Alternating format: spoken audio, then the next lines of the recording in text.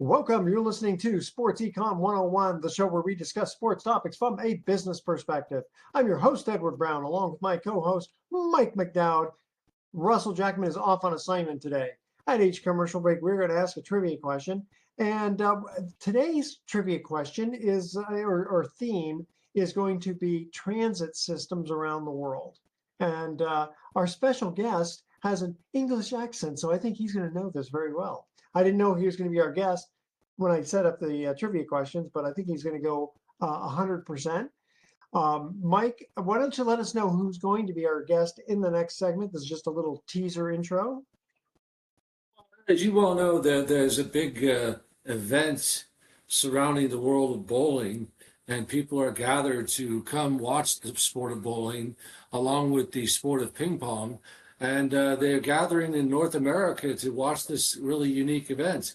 I'm full of you-know-what. No, the world is actually gathered in North America, New York, Dallas, San Francisco, Toronto, Mexico, to watch the grandest sport of all, the World Cup soccer, the beautiful game. And joining me is a very dear friend of mine, joining us, not me. It's not about, there's no I in team. Joining us is a very dear friend of mine, and I'll put it this way. He's such a great guy that I'm not even going to tell you his name yet, but you want to listen to him because he is what I consider a soccer expert. Not only did he play at the highest level, he coached here in America, and he knows the game inside and back, backwards and forwards, upside and down and all around, and I can't wait to talk to him. All right, and before we cut to our break, we do want to do a welcome to WatchSMSN.com, serving Indiana and beyond. SMSN Radio, your home for sports. Thanks to CEO and founder Brian Snow. Brian Snow. I said Shaw, Brian Snow. All right, stay with us. Sports Econ 101. I'll be right back. Don't touch that dial.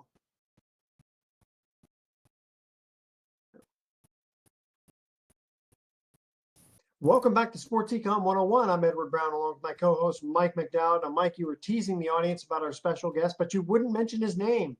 Time to mention his name. Well, I'm going to mention his name. I want people to listen. I want people to, stay tuned. I want people to watch, because not only does our guest, his name is Mark Franchi. He does not know this, but our little show that we do goes coast to coast, border to border, and around the world with our U.S. military on the American Forces Network. So we're great. Mark's going to have a worldwide voice, and he's going to talk a little bit about the beautiful game. Soccer is called the beautiful game, in case you don't know that. And, man, the world has converged to our great nation and the other nations that are okay, Canada and Mexico. It's called football. To watch a little football. It's just been an event that has featured, 48 teams, and the most teams that have ever played in the World Cup are here now. And the gentleman who's joined us, his name is Mark Franchi. He's a dear friend of mine. I've known him for 45 years. He was my soccer coach at Brigham Young University when I went to camp there, and we just became friends for life. Probably the biggest reason we became friends. Actually, super cool guy. On top of the fact we were both Catholic guys at a Mormon university, so we kind of hit it off that way, and we got a kick out of it. But anyways, Mark, welcome to the show. It's about time you join us, and we're going to talk about the beautiful game. I guess we'll start with the emotional part. Well, first of all, welcome. I mean, are you nervous at all? I hope so. Thank you, Mike. That's a real English response. Thank you, Mike. I'm not nervous at all. So, Mark, wow, I guess we got to start. The top 4 teams in the world have come to the table. We had Spain and France, and then the 3 Lions, the lads from England, against the heated rivalry between the 2 nations, Argentina and England. I guess let's start off with that first, because the 2 nations don't like each other, and this game was one for the ages, wasn't it? Well, yeah, the history between these two teams goes back to 1966 when the World Cup was in England and England played Argentina in the quarter final. And Argentina's captain that day, his name was Ratan, he was sent off in that game. And so Argentina was down to 10 men and England won 1-0. So that's when it all started, the rivalry between England and Argentina. And since then, they've played another couple of times. One of the other times was when David Beckham was actually sent off against Argentina. Don't remember which World Cup it was exactly, but sometime in the 90s. And Argentina won that game. And then, of course, there was the memorable Hand of God in 1986. So 40 years ago, that game when Diego Maradona handled the ball, but there was no VAR then, and that goal stood. And he did score a spectacular second goal, and Argentina won that game 2-1. So, yeah, it's been a rivalry for the ages, really. And you talk a little about, I mean, boy, some of the biggest players have really played. I mean, you mentioned Diego Maradona, and of course the man we're going to talk about a little bit, Messi. But just the emotion you have, the passionate people from South America against the fun English who also have that passion. The soccer traditions, in my humble opinion, are unrivaled between those two nations. And when these two teams play, I know you said, um, well, there's just so many variables to talk about. But put it this way: the end result was not something that actually thought was going to happen. But when it was all said and done, the English team played defense instead of being an offensive team, laid back, put all their guys back in defense, and the manager really is being scrutinized for the way that he handled the rest of the game. Yeah, well, yes, certainly today there's been a lot of talk about his tactics because when he became the England manager, he said that he wasn't going to play the way Gareth Southgate played, which was a very cautious way. So everybody was expecting him to be a bit more on the front foot, so to speak, and he kind of has been until the last 20 minutes of yesterday's game, which was very disappointing, really, because we had taken the lead in the game and it was pretty even. I mean, Argentina did hit the post a couple of times after we took the lead, but before we took the lead, it was fairly even. But then England went more and more into their shell, and his substitutions, taking off Anthony Gordon and bringing on a defender, was a very negative substitution. And really, in that type of game, you've got to keep Argentina on their toes by pushing and putting pressure on them, and we just didn't do that. So Almost for the like playing last not to 50, lose rather than 20 playing minutes. to win, right? It's like, oh, you're playing not to lose rather than playing Well, to win. what he did there was we're winning 1-0, and I've seen it many teams do it, but some teams do it very well. For example, the Spain-France game, Spain were ahead 1-0, but they didn't just sit back. They kept the pressure on France, but obviously were very cautious, kept the ball, kept possession. England are not very good at keeping possession the way Spain were keeping possession in the France game. And eventually France just got frustrated and they couldn't do anything. And then Spain got a second goal. That's what we should have done. We should have kept the pressure on Argentina, try to get that second goal, but we didn't do it. And everybody could see it. I mean, I was sitting in Gallup, New Mexico in a bar watching the game. And today the fans, England fans on social media have been really vilifying Thomas Tuchel, but he is a good coach. He's a good coach. I don't know why he did that. I don't know why he went into the shell. Yeah, and the fact of the matter is, for English football fans, it's been 60 years since they won a cup, so everything was right on the line. Granted, you did say that not too long ago, the England was in the Final Four again, but Yeah. I just felt like maybe this was a team of destiny. They seem to be playing very well. That Mexican game really showed me something about this team. I mean, Yeah. Billingham, Jude, Kane, the Well, goalkeeper was yeah, very good. yeah, But and in I, that game, Mike, in that game, we went down to 10 men, so he was yeah, justified in bringing on some extra defenders and holding on to the lead. And Mexico and not Argentina, so that's a that's different one of team you're the playing wild against things. there. I'm wondering if the coach is like he's concerned he's going to get criticized if he's going to be too aggressive, while you're winning. I mean, that happens in our American football too. Sometimes they, rather than keep the pressure on, they just run the football rather than try to get a first down. Right, just try to run the clock out, and that just doesn't work a lot. Tell you what, let's go to our first commercial break here. And Mark, is a little reminder: if you know the answer, don't say it yet. We're going to wait till we cut to break. When we come back, you can answer the question. We're talking about various transportations here. You better know this one. What is the rapid transit system in London called? All right. And it's like I said, I had no idea Mark was going to be our guest when I put these questions together a few days ago. But I'm sure Mark's going to know that one. I think, Mike, I think you're going to know this one too. Have you ever been to England, Mike? um, I don't believe in lying, so honestly, I've not been to London.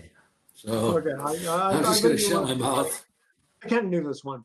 But anyway, so that's our trivia question. What is the rapid transit system in London called? All right, stay with us. You're listening to Sports Econ 101. Don't touch that dial. We are going to be right back.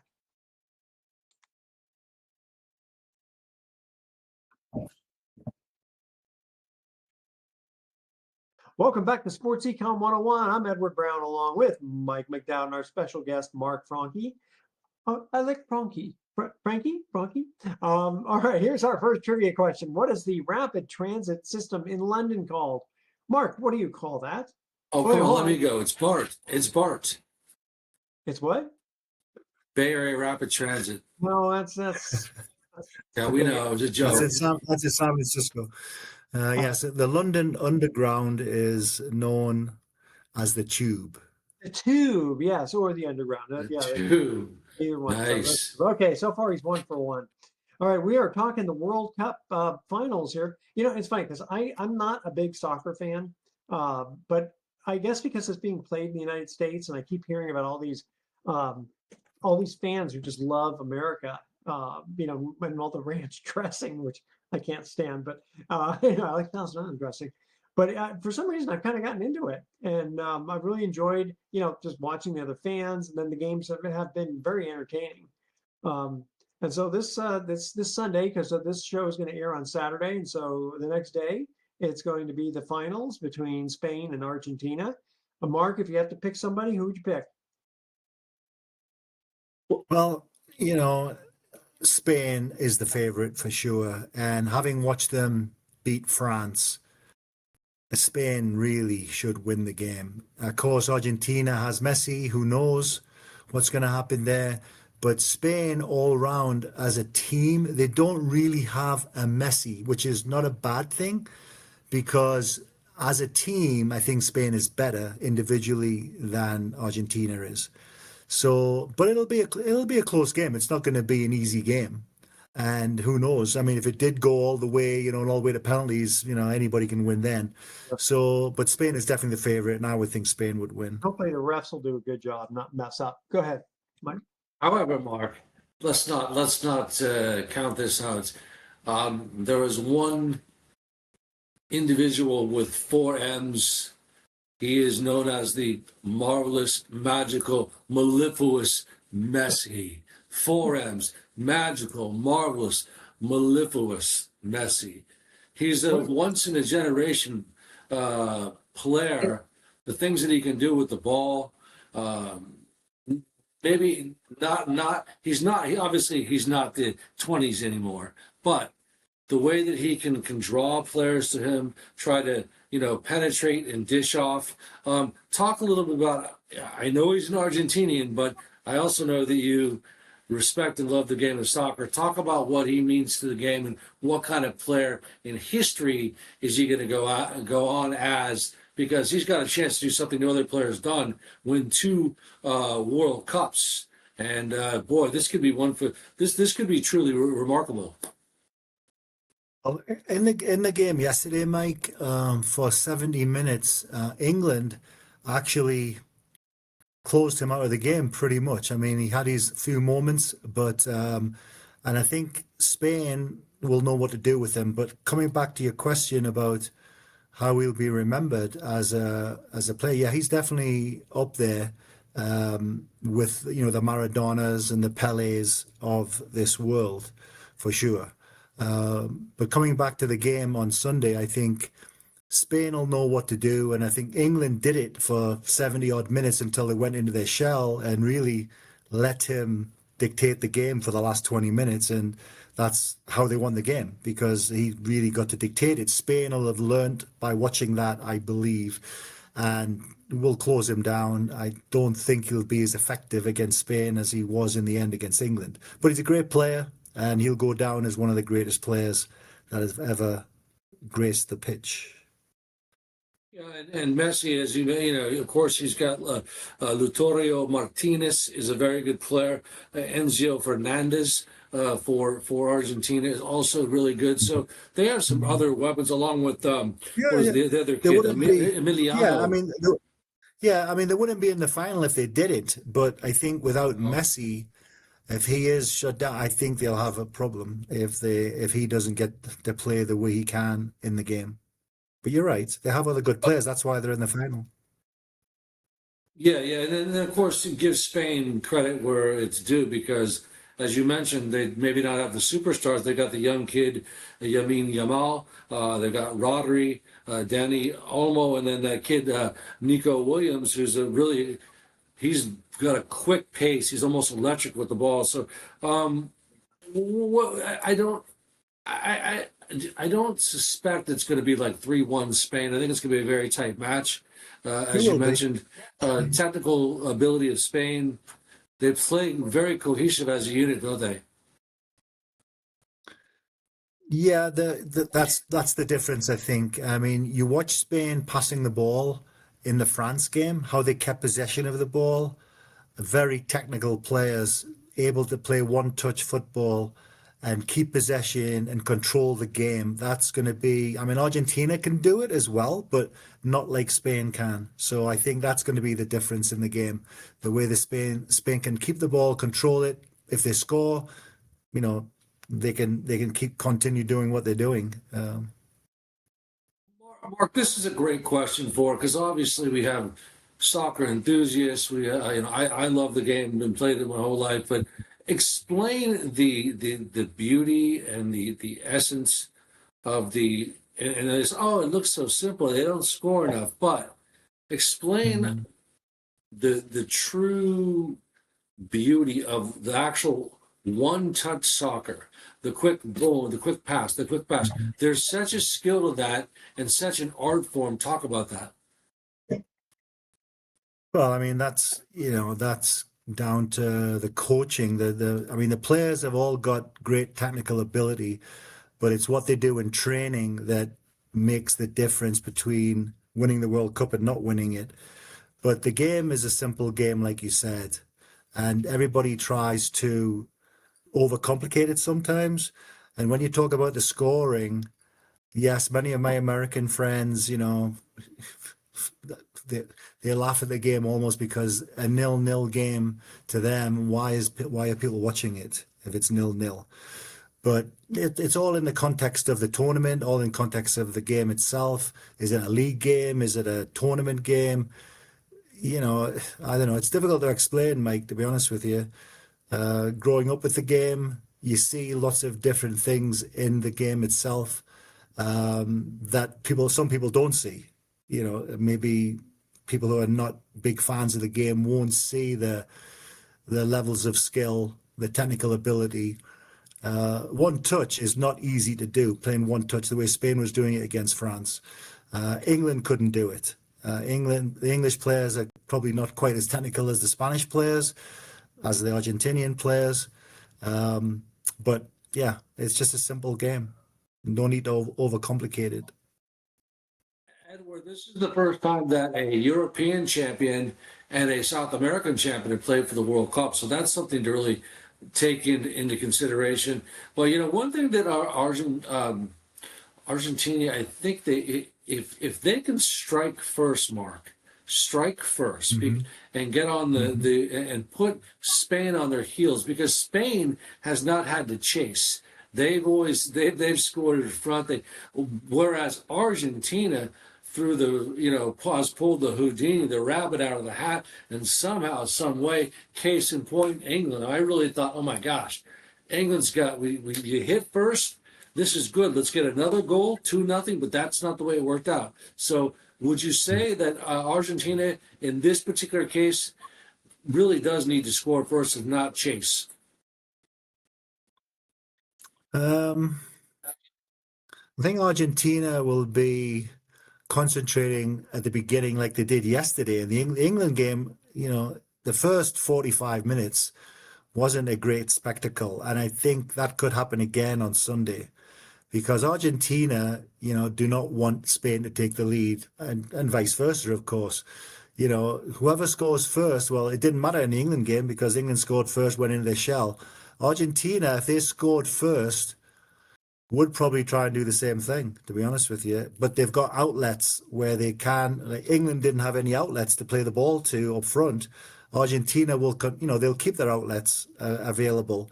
But yeah, it would be more interesting, I think, if Argentina did score first to see, what would happen. But I still think Spain would. I still think Spain would come through.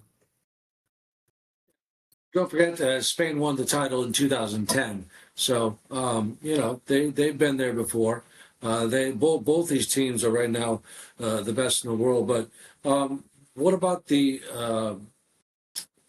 let's talk a little about the overall World Cup experience, because you had 48 teams coming Yes. to North America, Yes. and Let me the largest let me tell sporting you. event ever held. Yeah, let me tell you something, mate. When I first found out it was going to be 48 teams, I thought, wow, this is going to be really diluted. It's going to be a diluted tournament with some very weak teams in it. But one of the teams that's really impressed me is Cabo Verde. They drew the first game of the tournament with Spain 0-0, which was very impressive. Now, Argentina lost the first game of the tournament last time to Saudi Arabia, I believe. So they were put on their heels right away. So was Spain. But Cabo Verde, Curacao, teams of that ilk. I mean, even Qatar drew with Switzerland. So the weaker teams have really done quite well. I've been quite impressed. I thought it wasn't going to be as competitive, but they were competitive. Curacao did get blown away a little bit by Germany, but Well, hold on to that but I thought. We do think have a quick break. Second trivia question. What is the rapid transit system in Paris called? Stay with us. Sports Econ 101. We'll be right back. Don't touch that dial.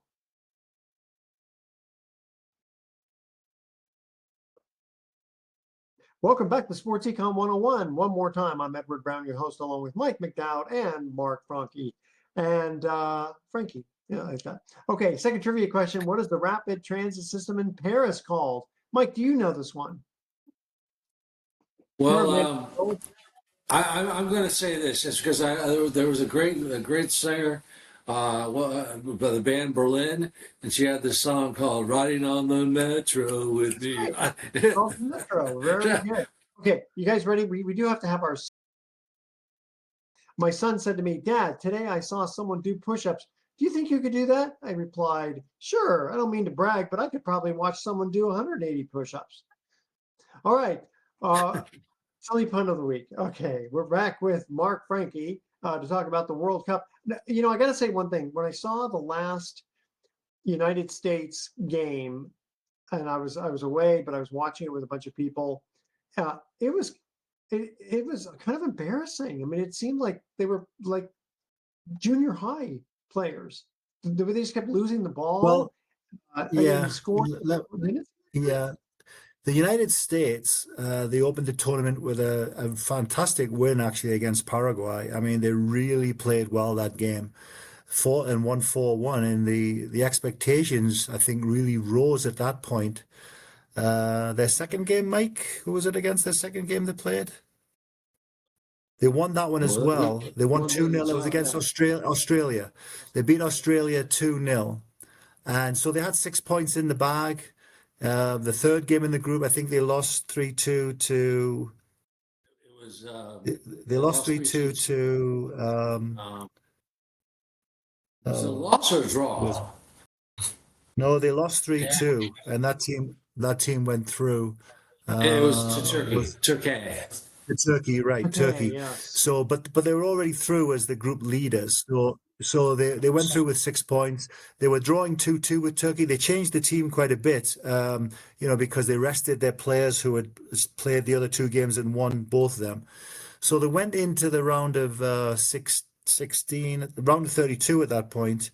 What did they do then, Mike? Did they won that game, the round of 32 game, didn't they? I can't remember.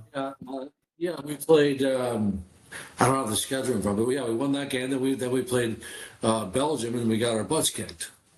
Yeah, but Belgium are a very savvy, experienced team, and I think everybody in America thought, "Oh, Belgium, we've beaten all these teams already, so surely Belgium, we can beat them." And going into that game, I knew that would be a tough game. Not only is it the last 16, and Belgium are a very experienced team.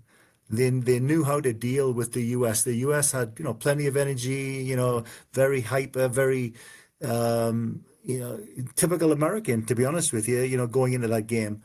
But no, I knew they'd have trouble with Belgium just because of the experience and the skill level of the Belgian players. They are a good team. They've probably passed their peak. They were at their peak, I think, in the last World Cup, Belgium, but they're still a good team. And I think most Americans, I think, took them a little bit lightly, to be honest with you.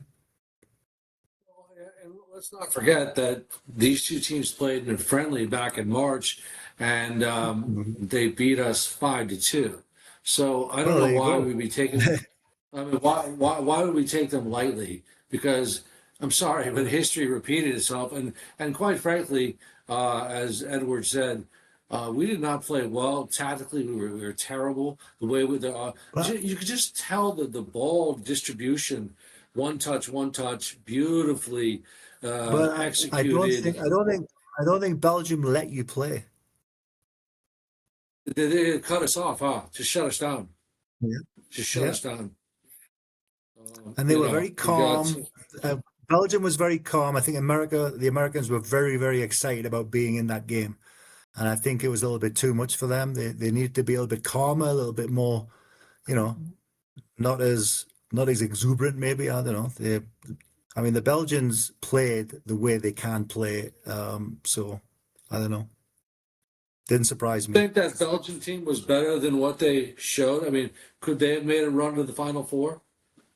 Well, when they got knocked out, who did they lose to? They lost 2-1 to who was it? I can't remember. They, You they, didn't they prep me played enough. very well. They played excellent. I mean, they did quite well, to be honest with you. So, but I mean, the U.S. we have a lot of promise, and one of the things that we have to remember that all of our players, except for maybe one, play in the Major League Soccer. And hold on, guys. Um, and so, Pulisic. um, yeah, so there has to be an opportunity.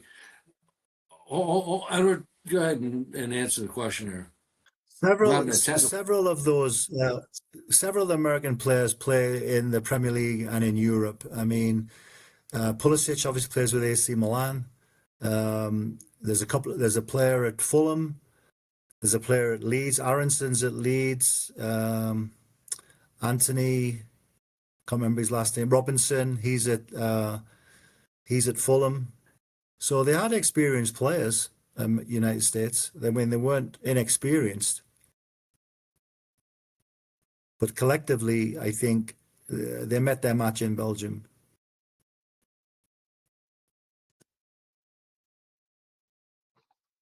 Well, So Mike lost his connection. That's kind of a first. Not Just sure what happened with him. Let me ask you, just Mark. me and you, When I was Edward. a kid, Pele was, I mean, he was the one who, for Yeah, the United States, even though he comes from Brazil, he was so popular in the 70s. I yeah, think he seemed to put it on the map, didn't he? Uh, how old are yes, you, he Mark? did. Yeah.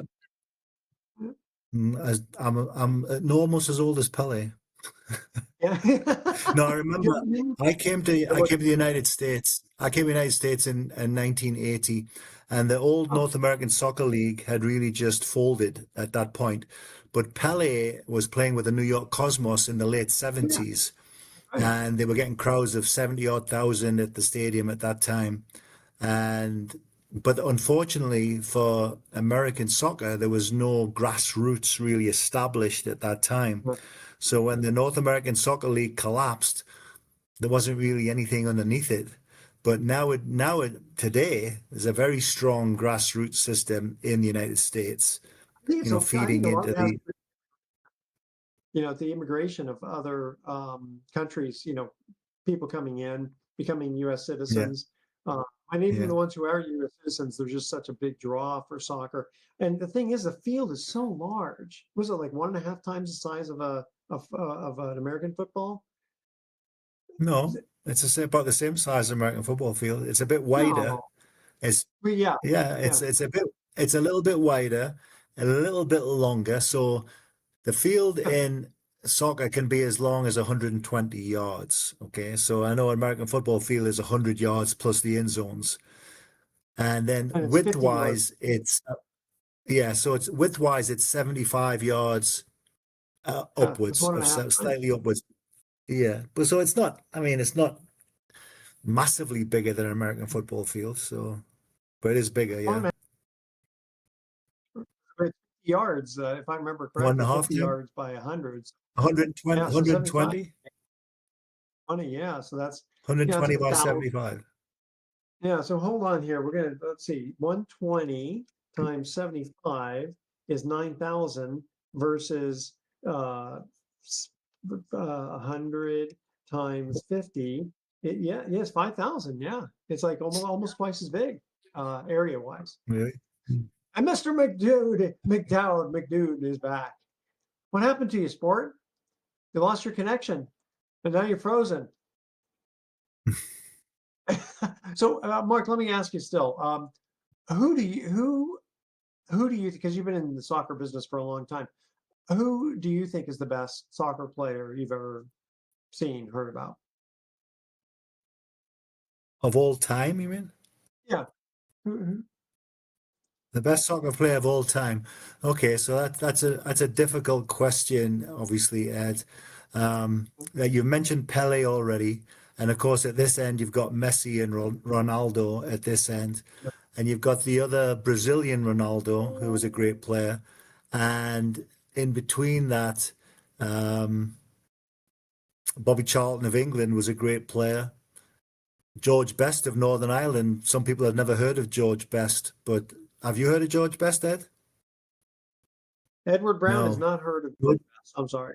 Okay, George Best played in the 70s and into the 80s and was a fabulous player. He never graced the World Cup stage because he was a Northern Ireland international. And Northern Oh, Ireland, I think, haven't made the World Cup many times. yeah. But he was a great player. But yes, the ones you've seen on the world stage, Pele, Messi, Maradona, Eusebio from Portugal was another one back in the 60s and into the 70s. So yeah, you can Didn't take your US, pick from. was it Yeah, Kyle yeah, Rote he might Jr.? have. He was, I mean, from the Kyle US. Rowe Jr. was a US player back in the day, yeah, but he was never on the level of Pele or Yeah, Maradona or Messi or any of those players, yeah. yeah. The American players, I don't know, I mean, there's been a few good American players who've gone on to play in professional leagues in Europe, which is a very good standard, but nobody of the caliber of the ones we've just mentioned. Yeah. Pretty amazing. No, do we have you back now, Mike? Yeah. We can't Oh, hear you though. We lost your, you lost your. Yeah, okay. So just for the audience who doesn't know, Mike is located in Jacksonville, Florida. They're constantly having thunderstorms around this time of year. And I'm wondering if that's the reason. Mark, where are you calling in from? I'm actually in Albuquerque, New Mexico today. Okay, there you go. See, that's a little bit more normal weather. What do you think, Mike? It looks like we still No? have you on. No? There you are. We have you Yeah. back. Okay, very good. Sorry about that. Yeah, we lost you for a minute there. Let's Where'd you not go? forget. Let's not forget Shep Messing, Mark. Yes, I do remember him, the goalkeeper. Kyle Yeah. wrote. Kyle wrote Oh, yeah. Jr. No, Ed Yeah. mentioned him, but yeah, not quite the same Yeah, level. he was only because of the US. Okay, so if I were a goalie, I would have not just the Mickey Mouse hands, I'd have hands that were like 15 feet wide and 20 feet tall. No, they won't Not let that, huh? necessarily. They No, just not necessarily. they wouldn't let that. Okay, are you guys ready for our last commercial break? Oh, go ahead, Mike. One last thing before we go to our last commercial Mark, break. good question. Give me the worldwide Mount Rushmore of soccer players. Who are the top 4 soccer players in the history of soccer? Can you do that real Kind of quick? went Pele. Yeah, we did talk about that. But the ones that you've seen on TV, Pele, you've seen on TV a little bit, not quite like today. Maradona, Messi, but like I Chevelle. said to Ed, nobody saw George Best that much, but he was a great player, and nobody Georgie witnessed him Best, on the yeah, world yeah. stage. Okay. He And was a then San before Jose that, earthquake. Yeah, that's right. Let's San Jose okay. earthquake, Ed. There you go. Okay, let's go to our last commercial break here. Uh, are today's passenger ships, and this is a multiple choice, 2, 3, 4, 5, or 6 times larger than the Titanic? Are today's passenger ships, they're larger than the Titanic? You have to tell me, are they twice as big, 3 times, 4 times, 5 times, or 6 times? All right. That's our trivia question. Stay with us. Sports Econ 101. I'll be back with some closing comments. Don't touch that dial.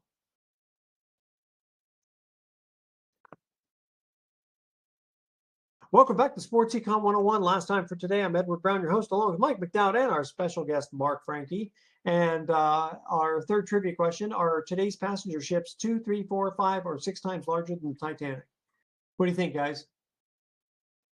I think passenger-wise, they're probably 5 times as many, because passenger ships Correct. these days can get That's 5,000 right. people on them, and the Very good. Titanic probably has Out of all those trivia ones you have. So here's our thoughts for the day. So I had a job interview this morning and I was hired on the spot. The manager said, I'll start you off at $15 an hour, and in 6 months, I'll increase it to $25 an hour. When can you start? And I said, I'll start in 6 months. 6 months' time. Yeah. Right. Good answer. Good one. Good one. Banks should do a better job at keeping their ATMs filled. I went to 5 different ATMs and they all said insufficient funds. Crazy. All right. Mark Franchi, the expert on soccer. Are you still coaching? No.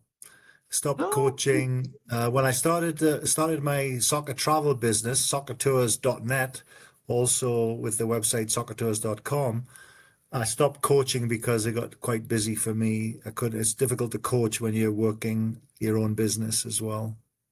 Yeah. So Well, as a that plug is for soccertours.net.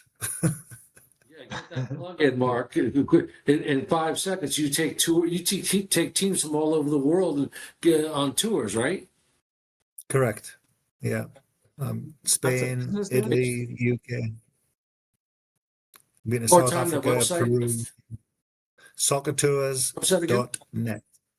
Soccertours.net. Soccertours.net. Soccertours.net. Soccertours.net. Soccertours.net. All right.